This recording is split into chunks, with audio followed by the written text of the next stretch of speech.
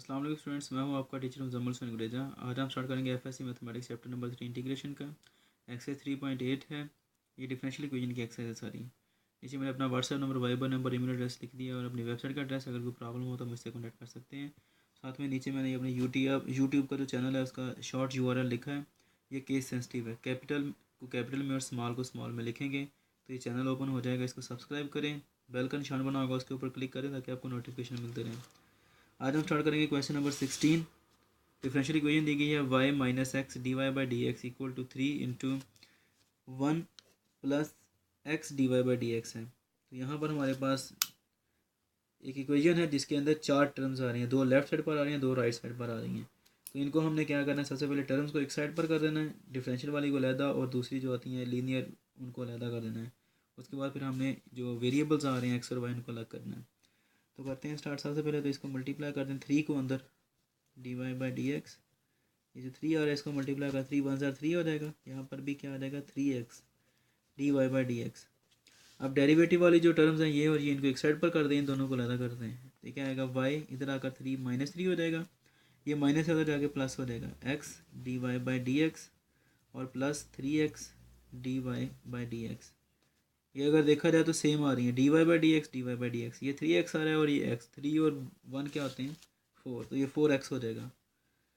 क्या आएगा ये 4x D Y by D X आ गया। अब इनमें से जो हमारे पास वेरिएबल आ रही है इनको अलग अलग कर दें। ये डी एक्स वाला इधर चला जाएगा, 4x डी वाई। अब y के साथ x, यहाँ पर भी x के साथ y आ रहा है, तो ये चीज़ हमने ख़त्म करनी है अब।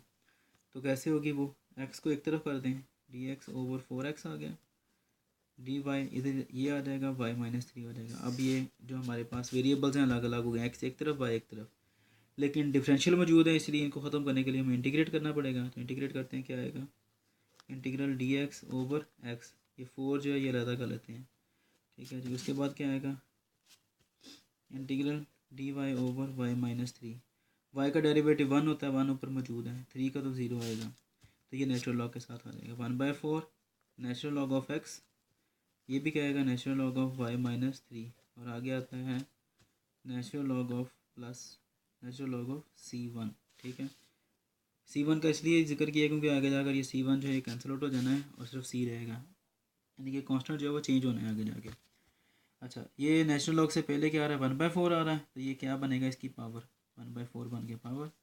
अब ये नेचुरल लॉग ऑफ क्या आएगा y -3 और C1 मल्टीप्लाई हो जाएगा, क्योंकि ये प्लस आ रहे हैं दरम्यान में नेचुरल लॉग है तो इनको मल्टीप्लाई कर देते हैं। अब इसको एक्सपोनेंशियल फॉर्म में ले जाते हैं नेचुरल लॉग ख़त्म करने के लिए, e power natural log of y -3 into C1। ये ख़त्म हो जाते हैं थ्योरम के थ्रू, तो 1/4 एक्स पावर और C1 y -3 बचा। ठीक है, ये C1 अब इधर ले जाते हैं तो क्या आएगा 1/4 ओवर C1, नीचे इधर मल्टीप्लाई होता है डिवाइड हो जाएगा y -3। यहाँ तक ये आंसर आ जाता है, लेकिन चूँकि बुक के साथ मैच नहीं कर रहा तो इसलिए हमें थोड़ा सा आगे पे चेंजिंग करनी पड़ती है। अब 1/C1 को हम कोई अलहदा कह लेते हैं, एक नया कांस्टेंट, वो क्या है वो C है जी। ठीक है, तो हम कह सकते हैं 1/C1 क्या आ गया जी C x power 1/4 equal to y -3। 3 को इधर ले आए तो क्या आ जाएगा C x power 1/4 plus 3 equal to y। तो ये इसका सोल्यूशन है इक्वेशन का।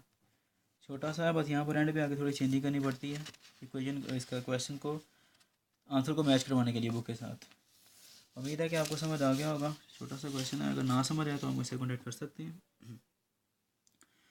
हमेशा नेक्स्ट वीडियो में आपसे मिलता हूँ, तब तक के लिए अपना ख्याल रखिएगा और मुझे अपनी दुआ में याद रखें। अल्लाह हाफ़िज़।